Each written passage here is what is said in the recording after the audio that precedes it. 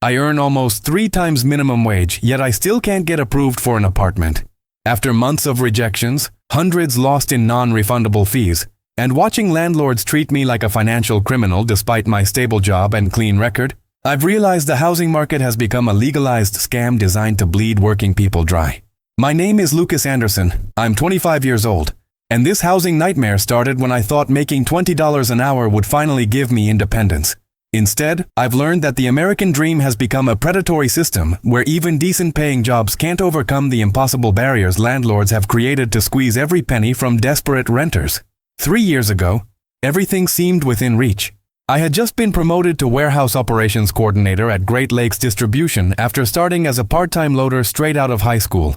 My aunt, Vivian, who raised me after my parents died in a motorcycle accident when I was 16, had always preached the gospel of hard work and financial responsibility. "Lucas," she would say while balancing her checkbook at our scratched dining room table, "in this country, if you keep your nose clean, work steady, and save your money, doors will open. Landlords respect people who show up on time and pay their bills." She had managed to keep us in the same rental house for 9 years by never missing a payment, even when it meant selling her wedding ring to cover the security deposit after her divorce. Those early days at the warehouse were brutal but filled with promise. I started at $8.50 an hour, working split shifts between the loading dock and inventory management. The work was physically demanding. 10-hour days of lifting, sorting, and organizing shipments in a building that felt like an oven in summer and a freezer in winter. But I could see a path forward. My supervisor, Rick, was a 20-year veteran who took me under his wing and taught me everything about logistics operations. "Kid, you've got something most people don't," Rick told me during my 6-month review. "You show up, you don't complain, and you actually listen when people are trying to teach you something. Keep this up and you'll be running your own shift within 2 years." He was right. After 18 months, I was promoted to shift lead with a raise to $12 an hour. 6 months later, I became assistant coordinator at $15 an hour. By my 3rd anniversary, I was running the evening operations team, making $20 an hour with full benefits, health insurance, dental coverage, and 3 weeks of paid vacation. For someone who had started at the bottom with nothing but a high school diploma and a willingness to work, it felt like I had conquered the world. My credit score had climbed steadily from non-existent to 738 through careful management of a secured credit card and consistent payments on a small personal loan I'd taken to buy a reliable used Honda Civic. I had 8 months of expenses saved in my checking account, stellar performance reviews, and what I thought were all the qualifications any reasonable landlord could want. Aunt Vivian was proud but not surprised. "I always knew you'd make something of yourself," she said when I told her about my plan to find my own apartment. "You've got your mother's determination and your father's practical sense. Any landlord would be lucky to have you as a tenant." The decision to move out wasn't driven by any problems at home. Vivian and I got along well, and she'd never made me feel unwelcome in the house where she'd created a stable life for both of us after taking custody of a traumatized teenager. But I was 25 years old, making good money and ready to take the next step toward complete independence. I wanted to experience the satisfaction of paying my own rent, decorating my own space, and proving to myself that I could handle adult responsibilities on my own. I started my apartment search on a sunny Saturday morning in February, armed with a folder containing pay stubs, bank statements, rental references, and employment verification letters. My plan was simple. Find a decent 1-bedroom apartment within 15 minutes of work. Something in the $700 to $900 range that would leave me plenty of cushion for savings and unexpected expenses. The first place I looked at was a garden-style complex called Maple Ridge Apartments, advertised as luxury living at affordable prices. The marketing materials showed beautifully landscaped courtyards, modern fitness facilities, and bright, spacious interiors that looked nothing like the actual units. The apartment I toured had carpet that might have been beige originally, but had faded to the color of weak coffee, kitchen appliances that belonged in a museum exhibit about 1990s home design, and a bathroom where the shower head hung at an angle that suggested it had given up trying to stay attached to the wall. "This is one of our most popular floor plans," said Jessica, the leasing consultant who wore too much perfume and spoke in the kind of aggressively cheerful tone that suggested she'd rather be anywhere else. "We've got great amenities, responsive maintenance, and we're pet-friendly with just a small additional deposit." The rent was $850 a month, which seemed reasonable despite the apartment's obvious shortcomings. I figured I could live with outdated appliances and worn carpet if it meant having my own place and building rental history with a legitimate property management company. "What are the income requirements?" I asked, already pulling out my paperwork. We need to see that your gross monthly income is at least 2.5 times the monthly rent, Jessica replied, her smile never wavering. So for this unit, you'd need to make at least $21.25 a month, or about $25,500 annually. I did the quick math in my head. At $20 an hour working 40 hours a week, I was making about $42,000 a year before taxes. I was well over the threshold. That's not a problem, I said confidently. Jessica handed me a clipboard thick with forms. Just fill out the application completely. There's a $50 application fee, plus a $100 administrative processing fee, and if you're approved, we'll need first month's rent, last month's rent, and a security deposit equal to 1 month's rent. All fees are non-refundable regardless of the application outcome. I should have been bothered by the $150 in upfront costs just for the chance to be considered. But I was too excited about the prospect of having my own place to think critically about the process. I filled out every line of the application, attached copies of my pay stubs and bank statements, and provided contact information for my current landlord and 2 character references. How long does the approval process usually take? I asked while handing back the completed paperwork. We'll have a decision within 3 business days, Jessica said, sliding my application into a folder without looking at it. We'll contact you by email either way. 3 days later, I received a form email that felt like a punch to the gut. Thank you for your interest in Maple Ridge Apartments. After careful review of your application, we have decided to proceed with another applicant whose qualifications better align with our property requirements. Your application fee covers the cost of processing and is non-refundable. We appreciate your understanding and wish you luck in your housing search. I stared at the email for several minutes, trying to understand what had gone wrong. I met the income requirements by a significant margin, had excellent credit, stable employment, and clean references. When I called the leasing office to ask for specific feedback about what had disqualified me, Jessica's cheerful demeanor had been replaced by a cold professionalism. I'm not authorized to discuss the specific reasons for application decisions, she told me. We had multiple qualified applicants and selected the one that best fit our criteria. But what criteria? I pressed. I met all the requirements listed on your website and in your marketing materials. I understand your frustration, but our decision is final. I'd recommend trying other properties that might be a better fit for your situation. What situation? I hung up the phone feeling confused and slightly angry, but I chalked it up to bad luck and started looking for my next option. Surely one rejection didn't mean anything significant about my qualifications or the rental market in general.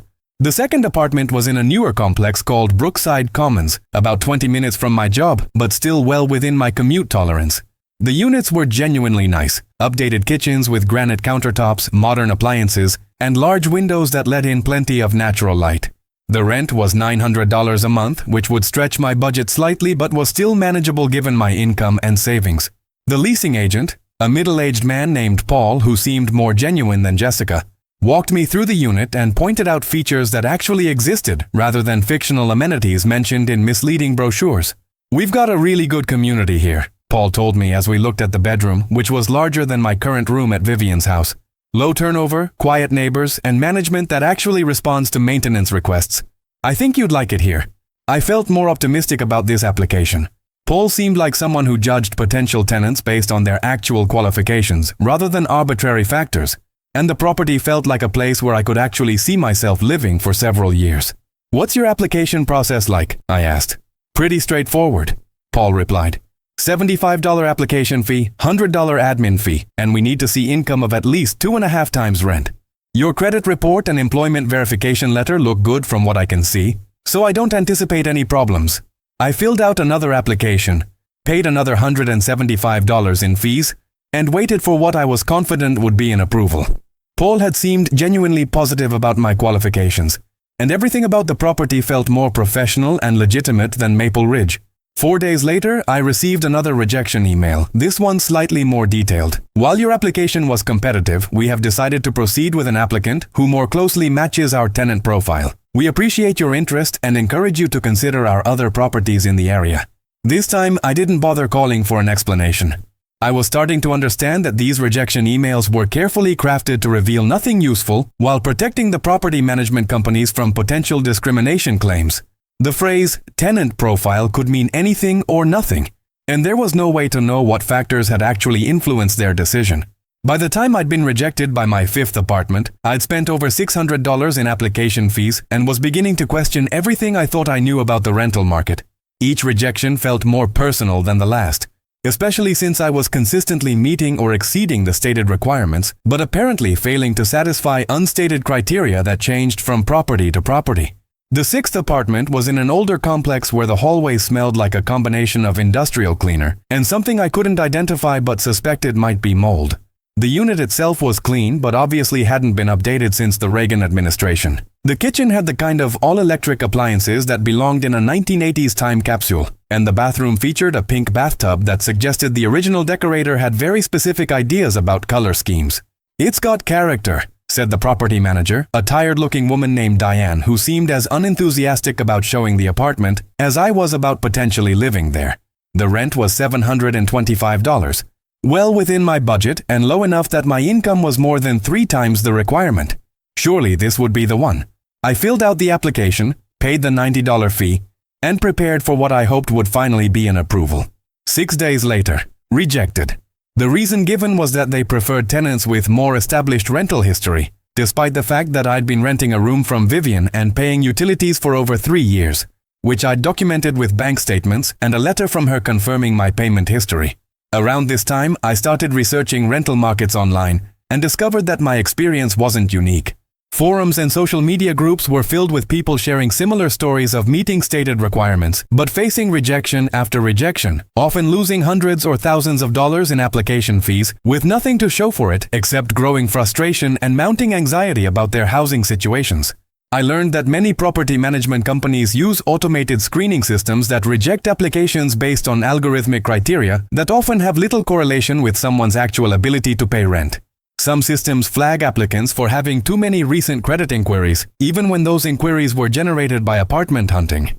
Others automatically reject anyone whose income falls below certain thresholds regardless of other qualifying factors like savings, employment history, or credit score. The more I researched, the more I realized that the rental market had evolved into a system designed to extract maximum profit from people in desperate situations while providing minimal accountability or transparency about decision-making processes. Application fees had become a significant revenue stream for property management companies, generating millions of dollars annually from people who would never be approved for the apartments they were applying for. I also discovered that income requirements had increased dramatically over the past decade, without any corresponding increase in wages or decrease in other living expenses. The 2.5 times rent standard might have been reasonable when housing consumed 25% of people's income. But in a market where rent often represents 40 or 50% of take-home pay, it was creating situations where people who could clearly afford rent were being systematically excluded from the market. Despite this new understanding of how broken the system was, I didn't have any choice but to keep playing by its rules. My lease with Vivian was ending in 6 weeks, and I needed to find somewhere to live regardless of how unfair or predatory the process had become.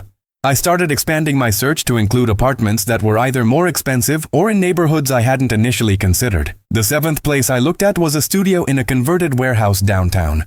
The rent was $800 for about 400 square feet of space with no separate bedroom, just an open floor plan with a kitchen area that consisted of a mini fridge and 2 electric burners. "It's perfect for a young professional," the rental agent insisted, apparently unaware that I was questioning my life choices while standing in what could generously be described as a living space. Very trendy neighborhood, walking distance to restaurants and nightlife.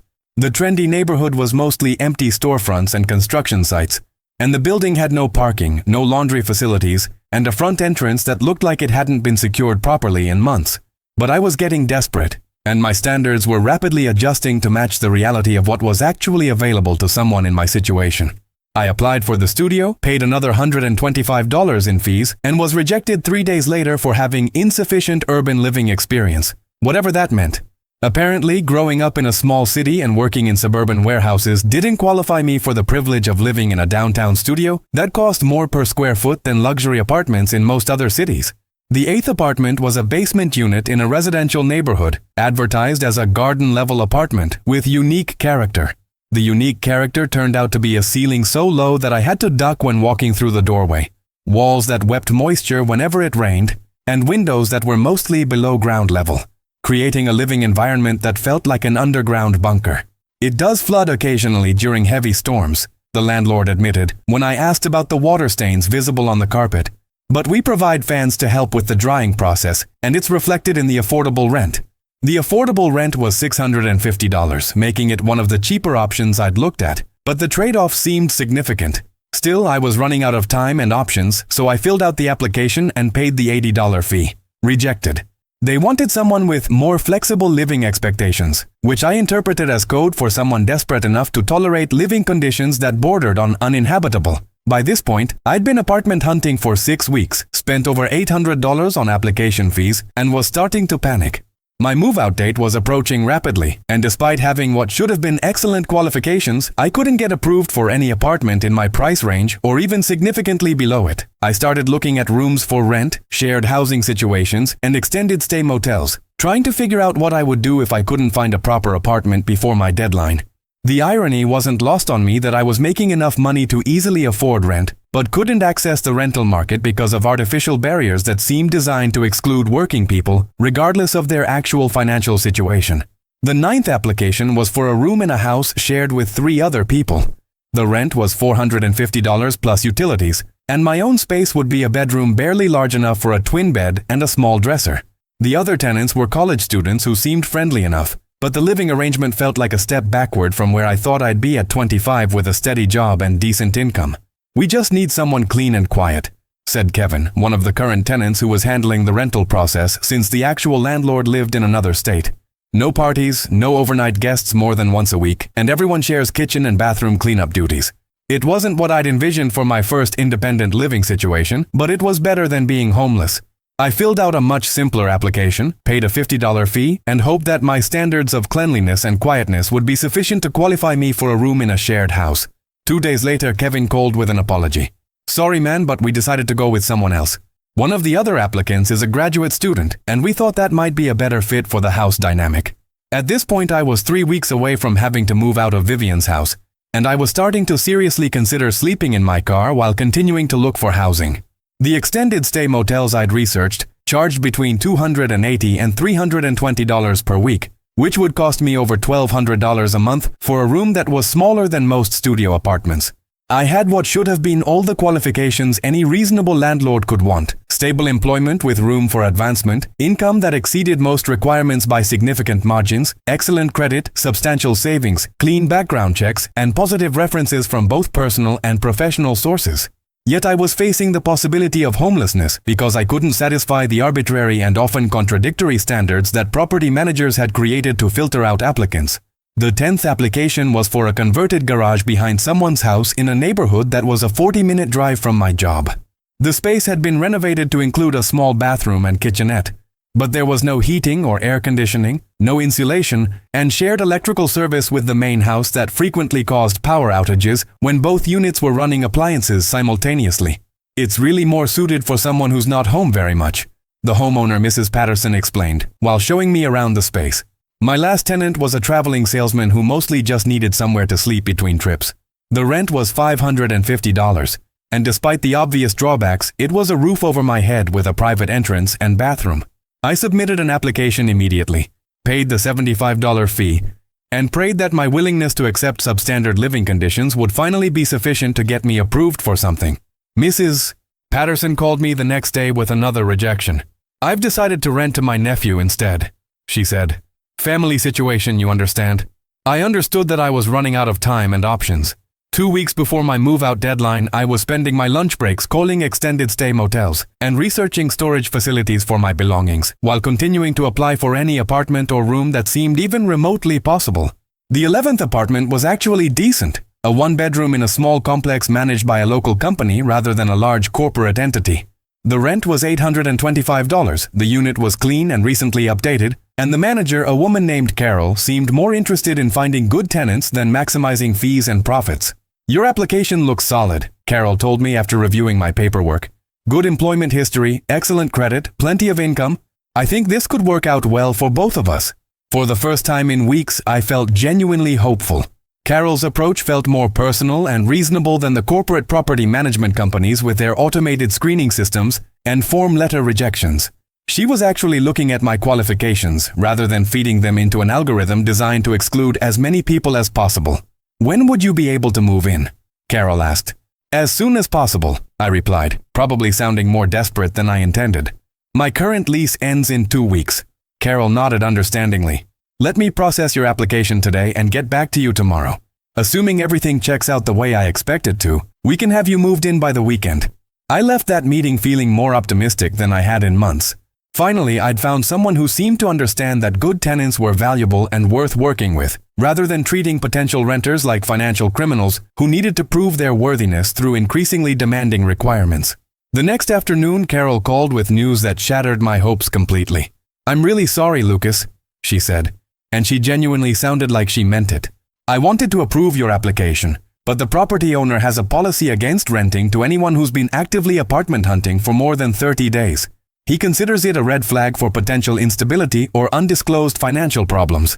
But I'm only apartment hunting because other landlords keep rejecting me for arbitrary reasons," I protested. "It's completely circular logic." "I know," Carol said quietly. "I tried to argue your case with him, but he wouldn't budge. Honestly, the whole system has gotten completely out of control. 20 years ago, landlords cared about whether you could pay rent and take care of the property. Now it's all about risk management algorithms and covering themselves against lawsuits they're probably never going to face anyway." That conversation was the first time anyone in the rental industry had acknowledged what I was experiencing. The system wasn't just difficult, it was designed to create impossible situations where even highly qualified tenants could find themselves trapped in cycles of rejection and increasing desperation. With 1 week left before my move-out date, I ended up reserving a room at an extended stay motel for an indefinite period while continuing to search for permanent housing. The Sunset Inn charged $290 per week for a room that was barely larger than a walk-in closet, furnished with a bed, a small table, and a mini fridge that made noise like a dying animal whenever the compressor kicked in. The manager, a perpetually exhausted man named Frank, explained the rules while I filled out paperwork and paid for my first week in cash. Payment is due every Sunday by 6 p.m., no exceptions. No visitors after 10 p.m. No cooking anything that produces smoke or strong odors. Laundry is $2 per load in the machines by the office. If you're planning to stay longer than a month, we'll need additional documentation and a background check. My room was on the second floor, accessible via an exterior staircase that shook whenever anyone walked on it. The interior featured wood-paneled walls that had probably been stylish sometime in the 1970s, carpeting that I tried not to think about too carefully, and a bathroom that functioned adequately but looked like it had seen decades of hard use by people who weren't particularly invested in its long-term maintenance. From my window, I could see a truck stop, a fast food restaurant that appeared to be permanently closed, and a billboard advertising personal injury lawyers. It was exactly the kind of place I'd imagined ending up if I'd dropped out of high school and refused to work. Not somewhere I expected to be living while employed full-time at a job that paid decent wages. The weekly cost of staying at the Sunset Inn worked out to over $1,200 per month, significantly more than any of the apartments I'd been rejected for. But it was the only housing I could access without going through application processes that seemed designed to exclude people like me, regardless of our actual qualifications. During my first week at the motel, I continued applying for apartments while trying to maintain some semblance of normalcy at work. My colleagues had no idea I was living out of a single room at an extended stay facility, and I worked hard to keep up appearances while internally struggling with the reality of my situation. I applied for 3 more apartments during that week and was rejected by all of them. One rejection came with the explanation that they required tenants to have been stably housed for at least 6 months prior to application. Another cited concerns about my residential instability, apparently referring to the fact that I was currently living at a motel. The third rejection offered no explanation at all beyond the standard form letter thanking me for my interest. The catch-22 nature of my situation was becoming impossible to ignore. I couldn't get approved for apartments because I was living in temporary housing, but I was only living in temporary housing because I couldn't get approved for apartments. Meanwhile, I was spending more money on housing than I would have paid for most of the places that had rejected me, while living in conditions that were significantly worse than any apartment I'd looked at. After 2 weeks at the Sunset Inn, I'd spent over $580 on motel fees, while continuing to pay application fees for apartments I wasn't getting approved for. The financial hit was substantial, but the psychological impact was worse. Every day I spent in that motel room felt like evidence that I'd failed at something that should have been straightforward for someone with my income and qualifications. The breakthrough came during my 3rd week of extended stay living, when I found a listing for a duplex in an older neighborhood about 20 minutes from my job. The advertisement was simple and straightforward. Clean, quiet duplex unit, $750 month plus utilities, looking for responsible tenant with steady income. Call Margaret. Margaret turned out to be a woman in her 60s who'd inherited the property from her mother and was renting out one side while living in the other. When I called to inquire about the apartment, she asked basic questions about my employment and income but seemed more interested in whether I was someone she'd be comfortable having as a neighbor than in my ability to meet arbitrary financial requirements. I've been a renter myself for most of my adult life, Margaret told me when we met to see the apartment. I know how crazy the market has gotten, with all these companies treating housing like it's some kind of luxury commodity instead of something people need to survive. If you can pay the rent on time and you're not going to trash my property or disturb the neighbors, that's really all I care about. Margaret's duplex wasn't fancy. It was a 2-bedroom built in the 1940s with hardwood floors that creaked and windows that rattled when trucks drove by. But it felt like a palace after weeks of living in a motel room. The kitchen appliances were older but functional. The bathroom had been recently renovated, and there was a small backyard where I could sit outside without feeling like I was on display in a motel parking lot. The rent is $750 a month plus utilities, Margaret said. First month and security deposit to move in, no application fees or administrative charges. I don't need you to make 2.5 times the rent. I need you to make enough to pay the rent while still having money left over for food and your other expenses. That seems a lot more reasonable to me than these arbitrary formulas that don't have anything to do with real life. When I explained my recent housing situation and the months I'd spent getting rejected despite meeting stated requirements, Margaret shook her head with obvious disgust. That's exactly what I'm talking about, she said.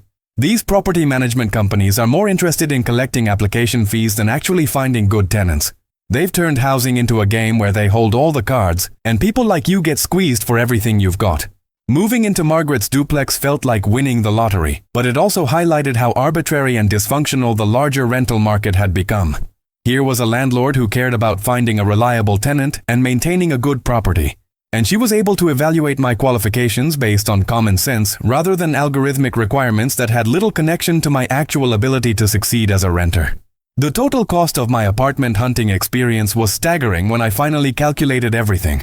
I'd spent over $1,500 on application fees alone, not counting the money I'd lost on extended stay motel rooms, storage for my belongings during the transition period, and the opportunity costs of spending so much time and emotional energy on a process that should have been straightforward. More importantly, the experience had opened my eyes to how predatory and dysfunctional the American housing market had become. These weren't just individual bad actors or occasional cases of discrimination. It was a systematic problem that affected working people across the income spectrum, creating artificial barriers that had nothing to do with someone's ability to pay rent or maintain a property. The income requirements that had blocked me from so many apartments were particularly absurd when viewed in context. I was making $20 an hour in a market where minimum wage was $7.25, meaning I earned almost 3 times the legal minimum, yet I was consistently told my income wasn't sufficient for apartments that would have consumed less than 30% of my gross monthly earnings. The 2.5 times rent standard might have made sense in a housing market where rent represented 20% of people's income. But applying the same formula in a market where housing costs had increased much faster than wages created situations where people who could easily afford rent were being systematically excluded from accessing it. Even more frustrating was the complete lack of consistency in how these requirements were applied. During my apartment hunting, I met people who'd been approved with lower credit scores, less stable employment, and fewer savings than I had, while I was being rejected for reasons that seemed to change depending on the landlord's mood or the phase of the moon. The rental history requirements created especially vicious cycles. If you couldn't get approved for an apartment because you didn't have the right kind of rental history, how were you supposed to build that history? And if you ended up in temporary housing because of the rental market's dysfunction, that temporary housing became another mark against you in future applications. What bothered me most was the way the system pushed people toward homelessness and then used that homelessness as evidence that they weren't qualified for housing. It was a perfect example of how institutional dysfunction could become self-perpetuating, creating problems that were then used to justify the existence of the institutions that had created the problems in the first place. The application fee structure was particularly predatory. These fees were supposedly to cover the cost of background checks and credit reports, but those services cost landlords maybe $15 to $20 per applicant.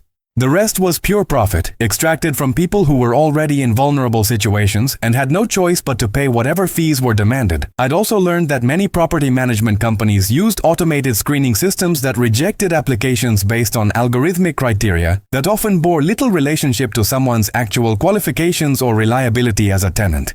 Some systems flagged applicants for having too many recent credit inquiries, even when those inquiries were generated by apartment hunting. Others automatically rejected anyone whose income fell below certain thresholds, regardless of other factors like employment history, savings, or credit score. The regional variation in rental markets was another source of frustration. Online discussions about housing often devolved into arguments between people living in expensive coastal cities and those in smaller markets, with each group dismissing the other's concerns based on their own local experiences. But the same dysfunctional systems and requirements were being applied across dramatically different economic contexts, creating situations where standards that might make sense in San Francisco were being imposed on markets where they bore no relationship to local wages or living costs. The comments I'd received when sharing my story online had been particularly revealing. People in expensive markets often suggested solutions like just get a roommate or move somewhere cheaper, without understanding that even cheaper markets had become increasingly difficult to access, and that sharing housing wasn't necessarily a viable long-term solution for people trying to build independent adult lives. Others argued that landlords had a right to set whatever standards they wanted, which might have been technically true but ignored the reality that housing was a necessity, not a luxury item. When basic needs were controlled by private entities that could impose arbitrary requirements without accountability, the result was market failure that affected everyone except the people profiting from the dysfunction. Looking back on the experience now, several months after moving into Margaret's duplex, I'm grateful to have found a reasonable landlord who treated me like a human being rather than a credit score with legs. But I'm also aware that I was extremely lucky, and that there are plenty of people who never find that one reasonable landlord and end up trapped in cycles of temporary housing, paying more for substandard accommodations while being unable to access the stable housing they could afford if the system were designed to help people succeed instead of maximizing profit extraction. The rental market desperately needs reform, starting with regulations on application fees that limit them to the actual cost of processing applications, and income requirements that reflect economic reality rather than arbitrary standards designed to exclude people. There should also be transparency requirements that force landlords to explain their rejection decisions, and penalties for discrimination that goes beyond the protected classes currently covered by fair housing laws. Until those changes happen, we're going to keep seeing situations where people who work full-time and earn decent wages can't access basic housing, while property management companies get rich off their desperation, and the broader economy suffers from the inefficiency of having working people spend enormous amounts of time and money on housing searches that should be straightforward transactions. I'm sharing this story because I want people to understand that housing insecurity isn't just something that happens to people who aren't working hard enough or making responsible financial decisions. The system itself has become hostile to working people, creating barriers that have nothing to do with someone's ability to succeed as a tenant and everything to do with maximizing profits for property management companies and financial institutions. The American housing market has evolved into something that serves the interests of investors and property managers, while systematically failing the people who actually need housing. Until we acknowledge that reality and demand changes that put housing accessibility ahead of profit maximization, we're going to keep seeing more working people fall through cracks that shouldn't exist in a functional economy. Today, I'm settled in Margaret's duplex, slowly rebuilding my savings account and trying to help other people navigate this broken system by sharing what I've learned about the process. But I'll never forget those months of uncertainty, the feeling of being judged and found wanting despite doing everything I was supposed to do, and the realization that in modern America, having a good job and following all the rules still isn't enough to guarantee access to basic necessities like housing. My Aunt Vivian still asks me sometimes if I regret moving out, if I wouldn't have been better off staying at her house and saving money instead of dealing with the nightmare of apartment hunting. The honest answer is complicated. I'm proud of having my own place and managing my own household. But the process of getting here revealed ugly truths about American society that I wish I'd never had to learn. It's hard to feel good about achieving independence when that independence required navigating a system designed to exploit people's basic need for shelter. The housing crisis isn't just about affordability, it's about accessibility, transparency, and the way we've allowed basic human needs to become profit centers for companies that have no accountability to the people they serve. Until we address those fundamental problems, we're going to keep seeing working people struggling to access housing they can afford, while the people who control that housing get richer off their struggles. That's not the America that Vivian taught me to believe in, and it's not the future any of us should accept as normal. We can do better, but only if we're willing to admit how broken the current system really is, and demand changes that prioritize people's need for housing over property managers' need for maximum profits. Until then, stories like mine are going to keep happening. And that should be unacceptable to anyone who believes that working people deserve dignity and stability in their lives.